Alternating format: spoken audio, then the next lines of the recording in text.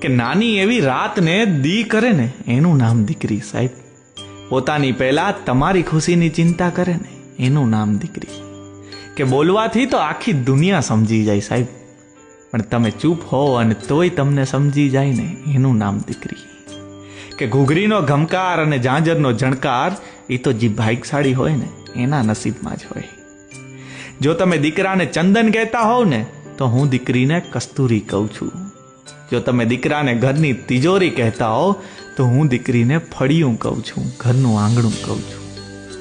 કેમ કે દીકરી વગરના ઘરમાં અવાજ હોઈ શકે, કલરવ ના હોઈ શકે, ને દીકરી વગરના ભવમાં જીવન તો હોઈ શકે પણ ઈશ્વર ના હોઈ શકે.